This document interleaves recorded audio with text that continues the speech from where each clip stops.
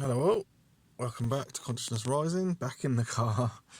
I had a week out of work and everything last week, and it was really good. That's really important, actually. From whatever you're doing in life, you have to take time out and refresh, recharge the batteries, and yeah, then you can continue on with whatever it is your work is or whatever.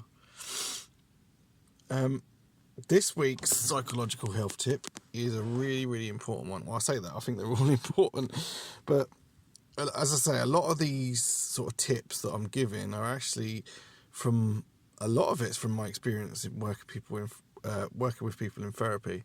A lot of people that I work with have terrible, terrible boundaries, and boundaries are so important because your life and your soul and your body is yours, and therefore your energy level is yours. Everything that surrounds you belongs to you. So therefore, you have to protect it and keep it well.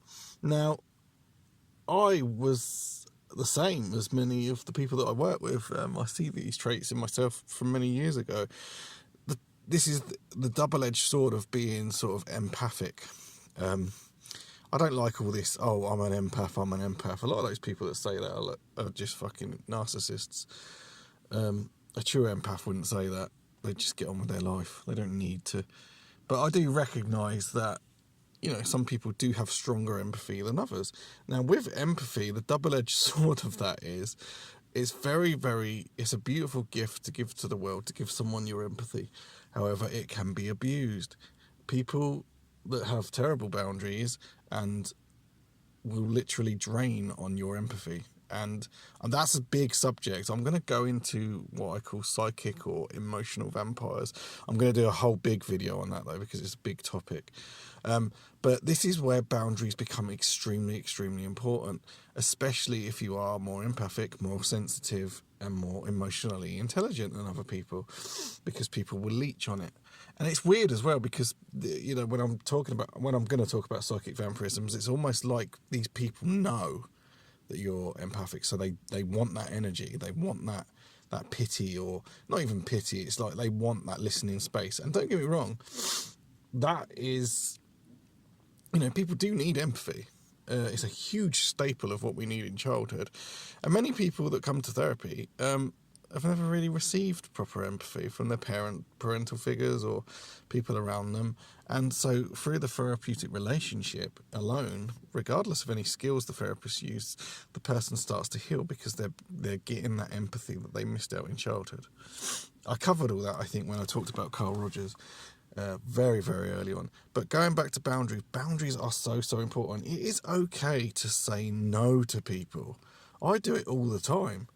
And I don't even need to give an excuse or make up an excuse, because it's weird, like, people just don't want to say no because they're so scared of hurting other people's feelings. Fuck that shit. Because what you do then is you sacrifice yourself and your own well-being.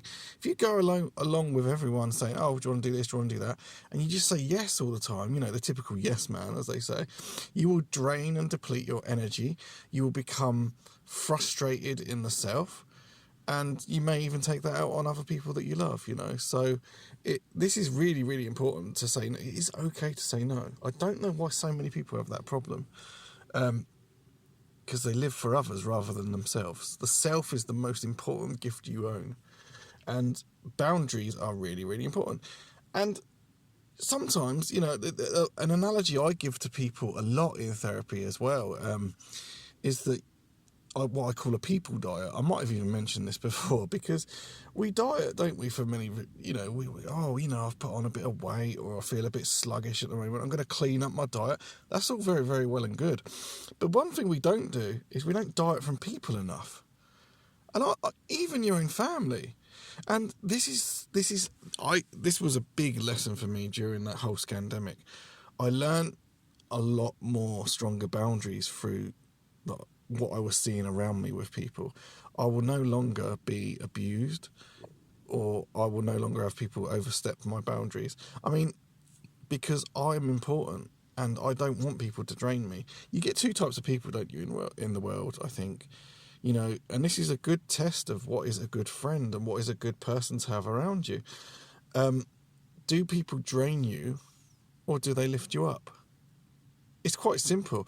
I can answer that question straight away. I can think of people in the past that have drained me, left me depleted.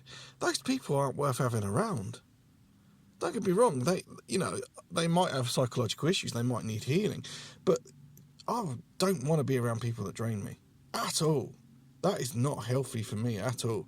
The self has to come first. And then you get other people, don't you? They're beautiful souls, when you spark up a conversation and there's no unwritten rules. I talked about that in the relationship video I did in the woods.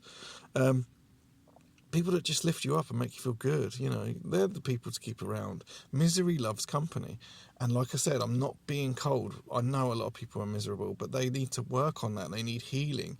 But if they're just playing the victim all the time and sucking on your empathy, then they're not helping themselves and they're certainly not helping you. And that's where boundaries need to be in place. And that is why in therapy, I challenge people all the time.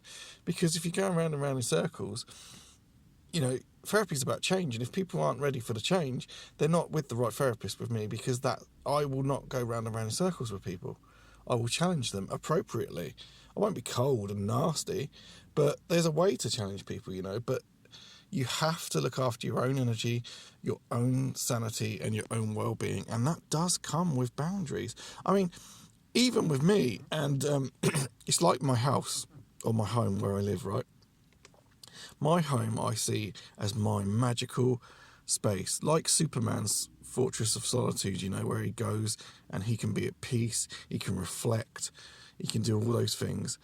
That's what my home represents. And I will not even have people round without, not like an appointment, but I want to know if you're coming, because that's my space. And people may think, that's really, really cold. No, it isn't. That is my space. That's my personal space. Every man's home is his castle, as they say. That is my space where I reflect. It's where I do a lot of inner work. It's where I do magical procedures. It's where I create. It's where I enjoy myself. It should be a place of comfort and joy. I will not have people coming around unless I know they're coming around. It's quite simple. I've even not answered the door to own family members, because if they haven't told me they're coming, I do not want people springing themselves on me. If it's different if it's an emergency, I get that, but then they'd phone, wouldn't they? They'd text. I'm not having people just turn up at my doorstep. I don't care who you are, unless I know you're coming, because I have things that I do in my home, and that is good boundaries, guys. And it seems to be a lesson that people really struggle with, because they're so worried about what other people think. Well, that's one of the first lessons, cages people need to come out of, isn't it? The worry of what other people think. I couldn't give a shit what other people think, because I know who I am, and I have very, very strong boundaries.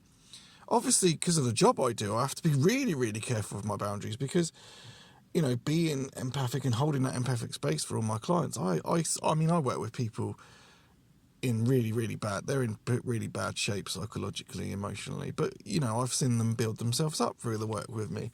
But I have to be very, very careful that I'm not absorbing that. And again, this is where EFT comes in, because it is an energy thing. When you go to the doctor and you say, God, I feel lethargic, I feel like shit, I've got no energy, they never ever ask, do they, who do you keep company with? Who's draining you? What life experience have you been through? They just go, oh, well, it could be this, we'll do a blood test. But they always look at the physical. Well, the physical is important, but so is the psychological, and so is the energetic. We are energy. Everything is energy. And we do become quantumly entangled with things, and sometimes we need to, put those boundaries in place to protect our energy, our psychological well-being, and our physical. It's about all of it. So, yeah, it's nice to be back rambling. I wrote a list actually of these, because I was thinking of what are good psychological health tips that I've picked up over the years, and I think I've written 22 so far, and I'll probably even think of more as I go along. I was just sort of sketching these the other day, so I've got loads of these planned, and they're really nice to do, because I just sit in my car just before I go into work, and I just ramble. So I'll put this one together, and this will be out this week. But yeah, good psychological boundaries, guys. Really, really important. Take care. See you in the next one.